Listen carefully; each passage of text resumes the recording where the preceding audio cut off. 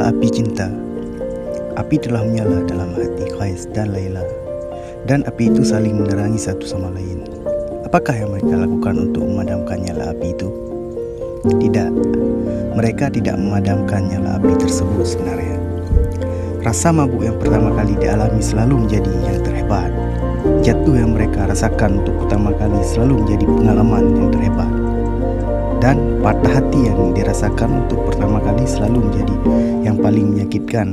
Dan begitulah mereka melangkah jauh dengan perasaan itu hingga terlambat untuk kembali lagi. Dipesonakan oleh sebuah kekuatan yang asal-usulnya tak mereka ketahui, dan kekuatan itu terlalu hebat untuk dapat mereka lawan. Mereka telah meminum habis segelas berisikan minuman cinta siang dan malam, dan semakin banyak yang mereka minum, semakin kuat ketertarikan mereka satu sama lain. Mata mereka menjadi buta dan telinga mereka menjadi tuli.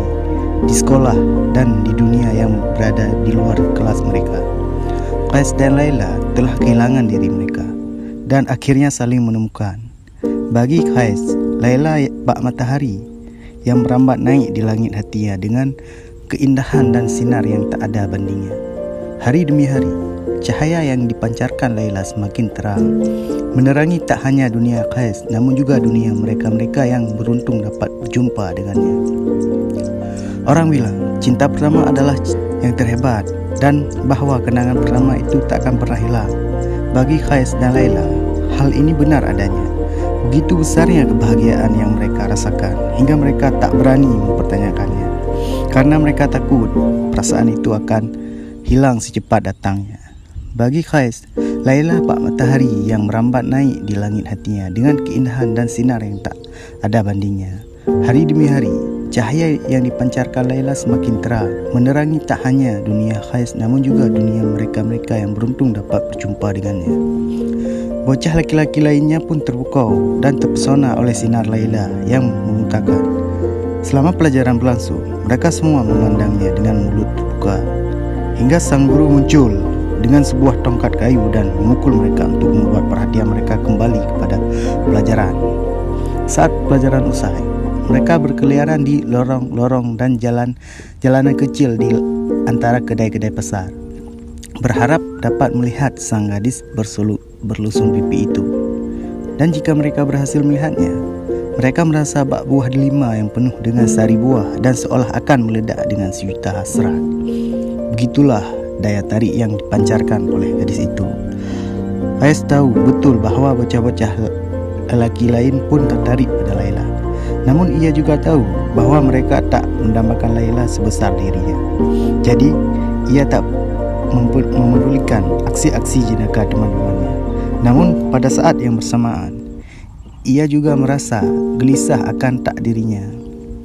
Ia menyadari bahawa dengan kecantikan Laila yang luar biasa akan selalu datang godaan. Ia tahu bahawa akan ada seorang atau sesuatu yang muncul di antara mereka berdua. Tiba-tiba saja situasi berubah dan apa yang semula dianggapnya sempurna kini mulai tampak memiliki kecacatan.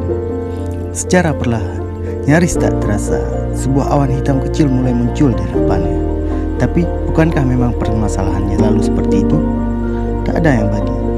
Sesuatu di dunia ini bersifat sementara dan telah ditakdirkan untuk mati sebuah hari nanti. Sementara kedua bocah yang sedang jatuh cinta ini tenggelam dalam sinaran cinta masing-masing, menegak anggur bak menikmati firdaus yang membuat mereka lupa diri. Mata dunia terarah pada mereka.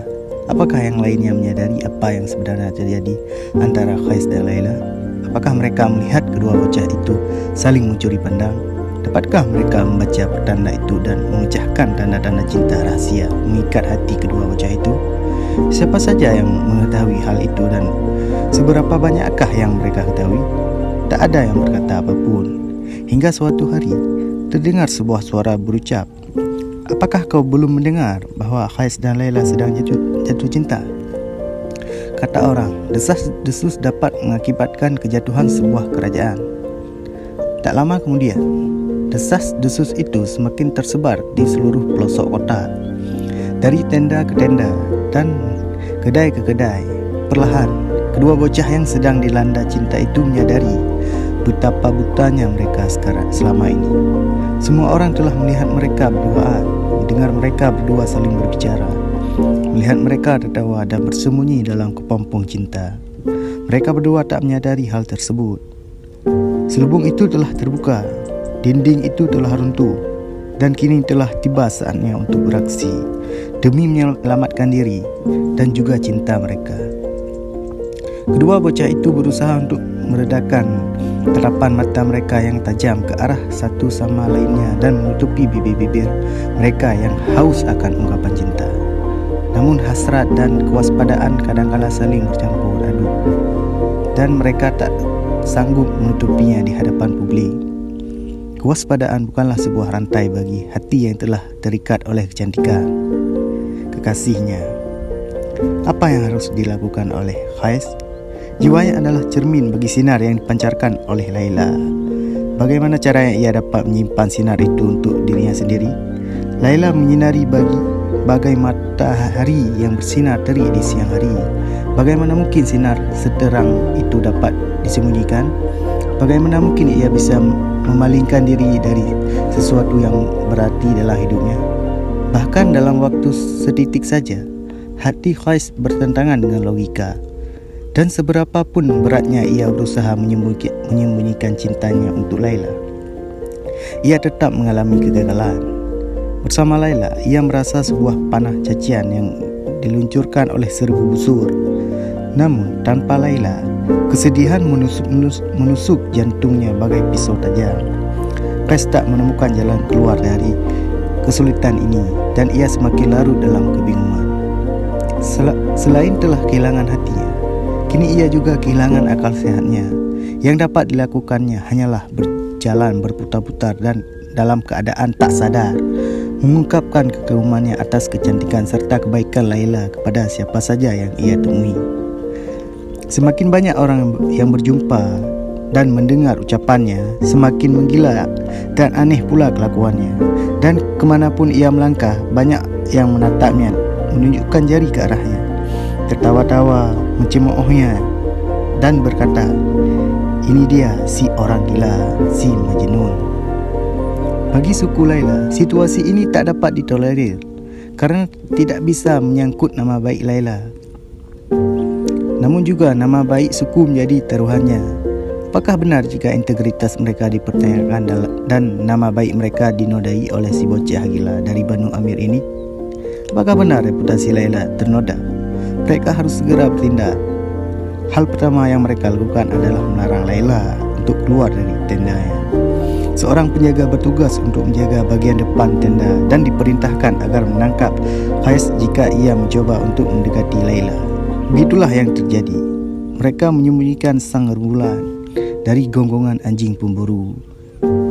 Tak ada yang dapat dilakukan atau diucapkan oleh Laila untuk mencegahnya. Ia harus menyembunyikan kesedihannya, kesedihan yang mengancam akan merobek hatinya menjadi dua. Hanya saat sendirian sajalah ia melepaskan topengnya dan membiarkan air mata kesepian jatuh menetes